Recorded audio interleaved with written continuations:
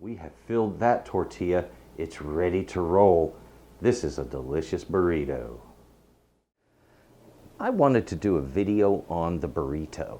Now, the burrito is a pretty cool thing. The thing about the burrito is there is a little bit of confusion about where the thing came from. Most of the time, if you go to Mexico and you ask for a burrito, they'll wonder why you want a little donkey.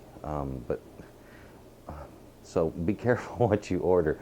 Basically, in Mexico, most of the time, what they would refer to as a burrito, they would. There's various different words for it, but it's a rolled taco. Okay, and that's the way it's seen there. Burrito, I believe, is a term that was used. There's a couple of different accounts. So one account was about somebody in 1895 sold burritos off of a donkey, and it got its name. Another account is that it was a restaurant in California that put forth a rolled taco and called it a burrito. Either way, it doesn't matter. It's not like quintessential to this dish. And what is cool about this dish is, number one, it's a summery dish. It's easy to make. It doesn't heat the kitchen up. And it's delicious. Burritos are absolutely delicious. And when you get into the different nuances of all the stuff that you can do with a burrito in your own home kitchen, changes the game completely. We all think of a burrito as either meat or beans or a combination of the two. But think about this, all the different kinds of meat you could use. Chicken falls into there real quick, right? Pork maybe, and a lot of different cuts prepared a lot of different ways. Imagine instead of just ground beef cooked up, how about a nice steak, thin sliced and lined up on top of that burrito? Oh, yeah. Okay, so now we're upping the game on this. How about some guacamole? Yeah, let's put a little guacamole in there, get that nice, cool, smooth, creamy effect of that avocado going on in there. That's great. The cheese, it's almost an absolute must to do cheese in a burrito, but hey, think about this. What kind of cheese do you want? You want like cheddar cheese, which is a British cheese? Do you want maybe Monterey Jack, which is an American cheese? How about pepper jack? That's a good idea. There's also queso fresco, which is fresh cheese from Mexico. That's a really neat choice. It crumbles sort of like a feta cheese would, but it's smooth and creamy the way ricotta is. That's a cool idea for a burrito, and it will have a great flavor. Have a lot of choices there. Think about this: cilantro, onions. What can you put on a burrito? I think the limit is set by you. And the neat thing is you need to look at the options. Look, I was born and raised in Texas, and I've been eating these burritos all of my life. And the thing of it is where I was raised in West Texas, folks would walk around selling from coolers. They would sell hot food like tamales and burritos and stuff. And, you know, maybe I was hanging out in the bar, and here comes a guy. He would bring in this chest, and he'd have this stuff to sell. And of course, yeah, we would love to have some of that stuff. So I would buy all kinds of different burritos, and often there would be potatoes and beans, beef, chorizo, all kinds of good stuff. Think about that, chorizo in your burrito. Chorizo is a Mexican sausage that's real spicy, fairly fatty, and has a fantastic flavor. Eggs, you can put eggs in your burrito. Oh yeah, eggs, potatoes, rice works in the burrito too.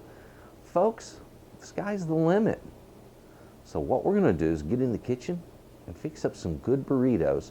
What I wanted to do today was to give you one recipe, you know, just a way to fix those refried beans so that they're not just plain Jane mashed up beans. We want to get some spice in there and get some flavor to it. There's also different kinds of refried beans. There's regular refried beans, you know, they make those from pintos. Black bean refried beans. That sounds good. You know, between that and the beef, I think I'm going to end up with a really, really good burrito. So let's go in the kitchen. Let's take a look at this stuff and let's make us some fantastic world-class burritos. Come on. One of the things I like so much about doing this recipe is that it's great for weeknights and things like that. Now sometimes your refried beans are going to be a bit stiff, and if you want to make these things fresh, hey, I've got that recipe on my channel, not a problem. Take a look down below. Also, we have these wonderful spices over here. If you just want to take a can of plain refried beans and fix them up so they taste right, that works too. So this method works for either type of refried bean. Now what I want to do is I'm going to put about a half a teaspoon of salt in here. And I'm going to add in a couple of ounces of water. The garlic, I'm going to want about a half a teaspoon of garlic. This is to 1 pound of beans, okay? Now also, I want some cumin in this. Now cumin is an interesting flavor, but it can really quickly overwhelm a dish, so be careful how much you use. I don't want to use too much, no more than maybe a half to 3/4 of a teaspoon of cumin. I do like that flavor, and that's a very Tex-Mex and Texas flavor, very common to our region. And then also cayenne. Now I want, and this is red pepper, folks, and this stuff is really hot. I want a half a teaspoon of that. Be careful using that, and if you don't want that, you can use paprika. It'll be very mild. I'm going to work all this together, get some heat under this, and bring it up in temperature. See how stiff those are? I'm going to need a little more water. So I want my refried beans to stand up and be semi-firm, but not too firm. So I'm going to bring this up in temperature. So heat your refried beans over a low heat. And take your time and stir them occasionally so they don't burn on the bottom, okay? Now as that heats, I'm going to put a lid on it and just give it some time. This shouldn't take more than about 15 minutes to get heated up over low heat. I need to prepare some of the goodies that I'm going to want on my burrito. So I'm going to want some onion, and that's for sure. Take that onion. Oh, that looks good, let me tell you.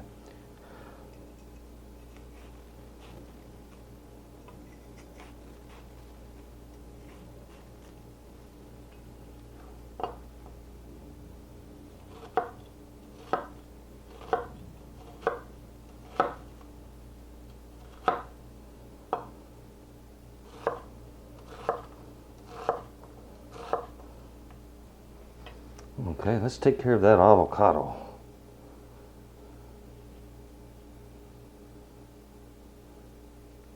The stem was in the way.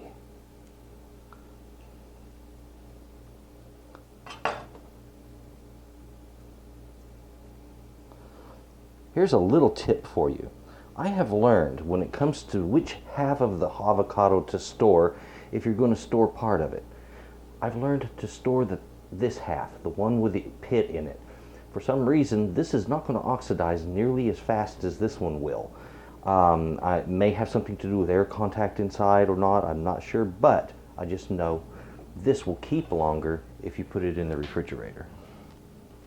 Now on your avocado, most of the time you can get away with peeling this thing. Sometimes the skin will get brittle and it'll be difficult to work with, and other times it'll be leathery and soft.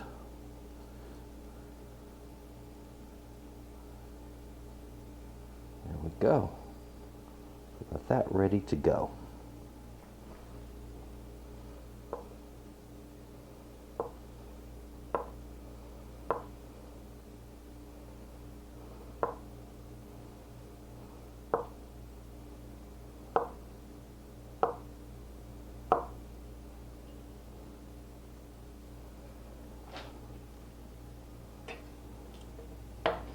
There we go. Now folks, when it comes to warming a tortilla, let me tell you a trick. You can do it on a flat pan, or you can do this, and this is a neat way to do it, I think. I want to put a little bit of moisture on a paper towel, and then I'm going to place my tortillas right there. I'm going to put another paper towel over the top. I'm going to flick a little more water right onto that, okay? Doesn't take a whole lot, just a little bit. The idea here is to help hold in some of that moisture. Now I'm going to microwave these until they're nice and steamy hot. Don't microwave them until they puff up. If you do, they're going to get tough on you, so don't allow that to happen. Now I've pulled those tortillas from the microwave. Now folks, yeah, they're green, you better believe it. These are the ones that are fortified with some spinach and herbs. I think they put basil in there, I'm not sure. It's delicious, I like eating that. Now let's get some of our black beans right down on here. Now, here's the thing, when you're gonna make you a burrito, you have to figure the size of the tortilla, okay, and what all you think you can stuff inside of that tortilla. But here's the trick, if you'll notice, I don't take the beans all the way to the edges. Gotta leave some space. That's fold over space, folks. Boy, that looks beautiful. Now I have some sliced, ooh, still a little warm. I have some sliced steak here. We'll put that on there. Oh, doesn't that look delicious?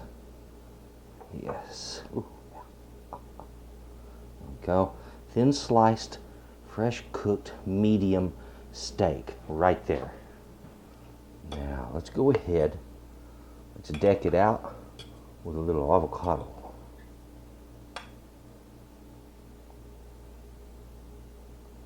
Doesn't that look good?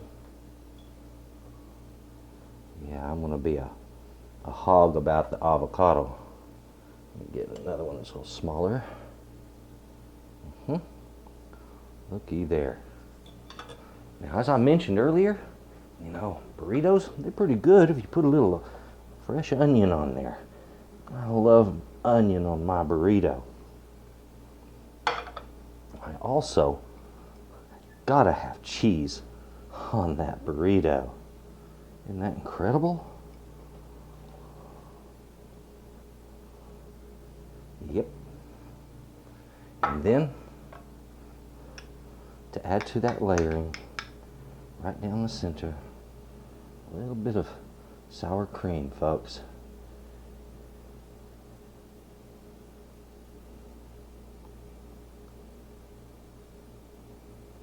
There we have it.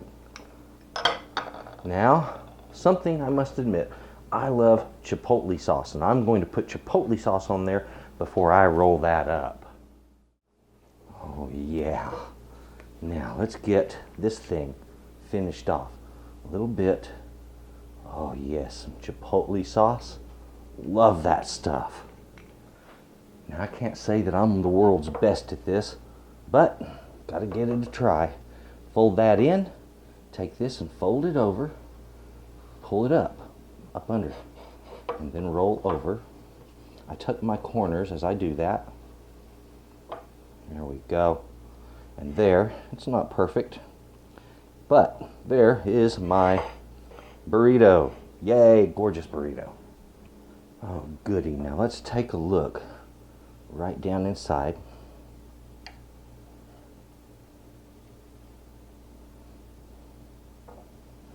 There we go, burrito. There it is. Isn't that gorgeous? The best part is the way they taste.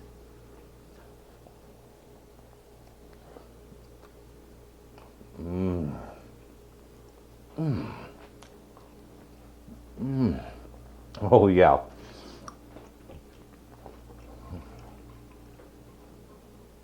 Thank you. Thank you for watching this. And enjoy it. Give this a try. Once you try burritos this way, it's going to be hard to find a restaurant that'll satisfy you, because you're going to know what they really supposed to taste like. Burritos are delicious. And folks, if you want to see a lot more delicious food, take a look at my channel and you're going to be surprised what you find there. A lot of good stuff there.